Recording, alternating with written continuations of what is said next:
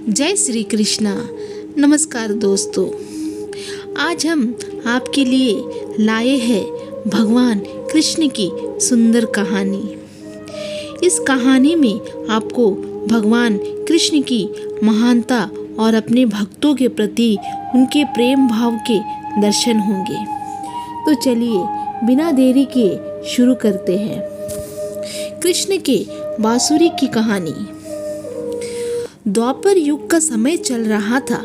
भगवान श्री कृष्ण के रूप में महाविष्णु अपने 8वें अवतार में जन्म ले चुके थे। सभी देवता, भगवान, सुर, ऋषि मुनि भेष बदलकर एक एक करके बाल कृष्ण से मिलने आ रहे थे। वह देख भगवान शिव के मन में भी अपने प्रिय प्रभु से मिलने की इच्छा उत्पन्न हुई, पर वह यह सोचकर रुके हुए थे कि बाल कृष्ण के लिए उपहार के रूप में क्या दिया जाए जिसे वह हमेशा अपने पास रख सके। तब शिवजी को याद आया कि उनके पास महान ऋषि दधीचि की वज्र की अस्थि रखी हुई है। ऋषि दधीचि वह ऋषि है जिन्होंने राक्षस एवं असुरों के संहार के लिए अपनी आत्मा त्याग कर अपनी वज्र की हड्डियां देवताओं को दान दी थी, जिससे ऋषि विश्वकर्मा ने कुछ हथियार बनाए थे। उस बची हुई एक हड्डी को तराश कर भगवान शिवजी ने एक अत्यंत सुंदर बांसुरी बनाई। फिर जब वह बालक भगवान कृष्ण से मिले तब उन्होंने वही बांसुरी उन्हें भेंट कर दी। वो सुंदर भेंट कृष्ण भगवान को बहुत पसंद आई। शिव और कृष्ण भगवान के बीच स्नेह देखकर उस दिन देवताओं ने भगवान कृष्ण को बांसुरी वाला इस नाम से गौरवान्वित किया। उसी बांसुरी को ही कृष्ण भगवान के अपने अवतार काल के अधिकतम समय हमेशा अपने साथ रखा। तो यह थी कृष्ण की बांसुरी की कहानी। भगवान श्री कृष्ण के सिरदर्द की कहानी। द्वापर युग में घटित कृष्ण और राधा की कहानियां कौन नहीं जानता। उस वक्त देवताओं में यह चर्चा थी कि राधा ही भगवान कृष्ण की सबसे बड़ी भक्त है, पर इस बात से एक व्यक्ति सहमत नहीं थे और वह थे नारद मुनि। वह अपने आप को ही भगवान कृष्ण का सबसे बड़ा भक्त मानते थे, पर देवताओं में राधा रानी के विषय में चर्चा सुनकर उन्हें जलन महसूस होने लगी थी। नारद मुनि के स्वभाव से भगवान कृष्ण भी अच्छी तरह अवगत थे। एक दिन नारद मुनि कृष्ण भगवान से मिलने द्वारिकापुरी गए थे। उन्हें आता देख भगवान श्री कृष्ण अपना सिर पकड़कर बैठ गए। मुनिवर ने उन्हें देखते ही पूछा, क्या हुआ प्रभु, आप यूं सिर पकड़कर क्यों बैठे हैं? उस पर द्वारिकाधीश ने उत्तर दिया, मुनिवर, आज हमें सिर में बहुत पीड़ा हो रही है। नारद बोले, तो प्रभु, इस पीड़ा को मिटने का क्या कोई उपाय है? कृष्ण ने कहा, हाँ, उपाय तो है। अगर मेरा सबसे बड़ा भक्त अपने चरण धोकर उसका चरण अमृत मुझे पिलाएगा तो मेरा सिरदर्द पल भर में ठीक हो जाएगा।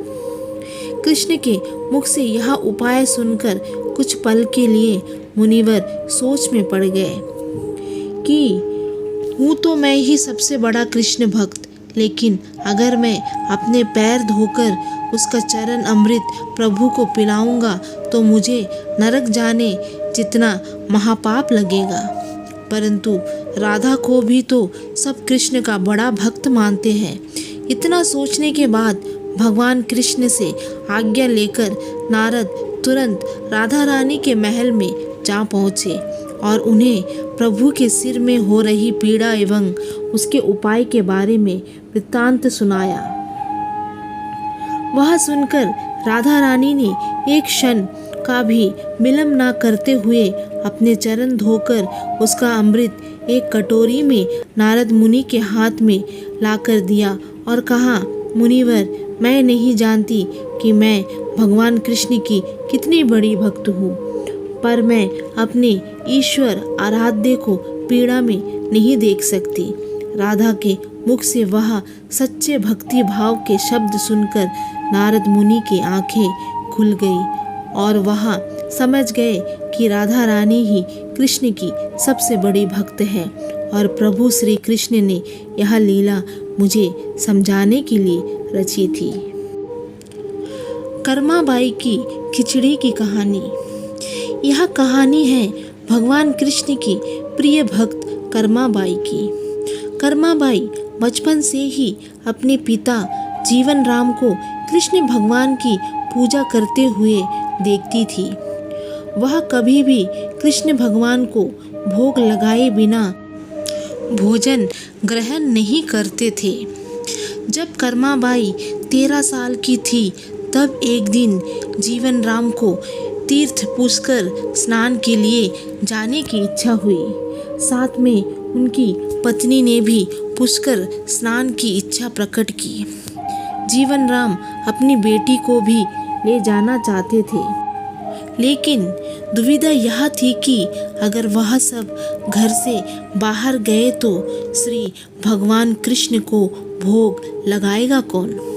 तब जीवन राम ने इस नित्य कर्म की जिम्मेदारी कर्माबाई को सौंपी और कहा कि देखो बेटी कर्मा, सुबह भगवान कृष्ण को भोग लगाने के पश्चात ही तुम भोजन ग्रहण करना। कर्मा ने भी अपने पिता की हाँ में हामी भर दी।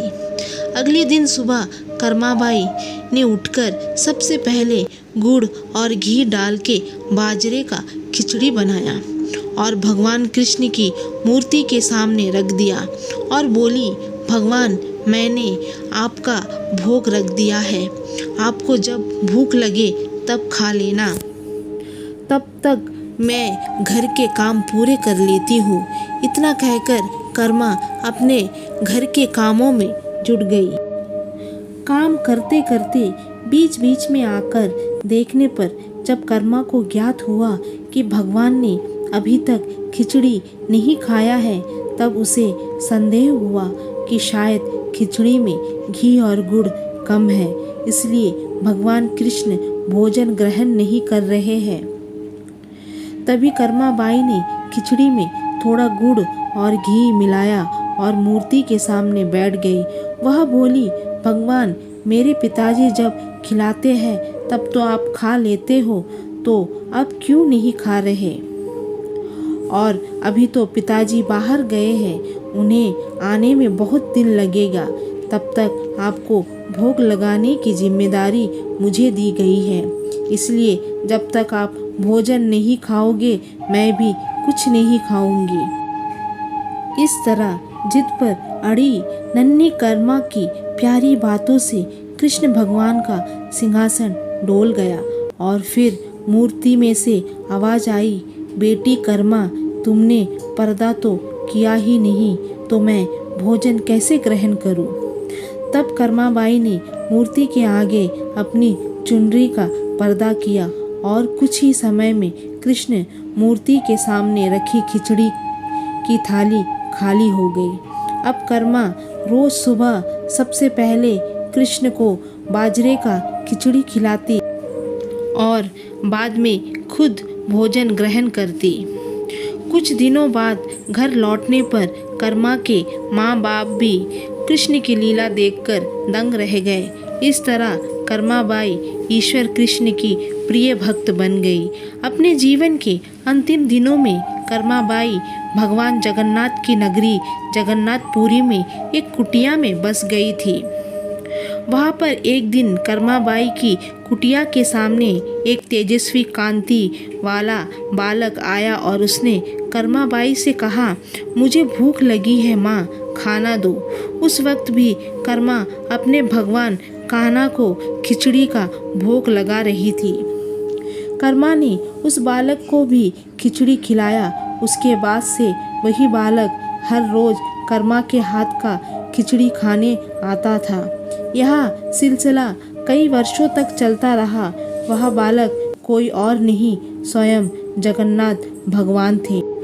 क्योंकि जिस दिन कर्माबाई का देहांत हो गया, उस दिन जगन्नाथ भगवान की मूर्ति की आंखों से आंसू बह रहे थे और उसी रात मंदिर के पुजारी के स्वप्न में जगन्नाथ भगवान आए और अपने दुखी होने का कारण बताया कि उनकी परम प्रिय भक्त कर्माबाई गोलोक सिधार गई। मैं रोज सुबह उसके हाथ की खिचड़ी खाता था। अब मुझे खिचड़ी कौन खिलाएगा?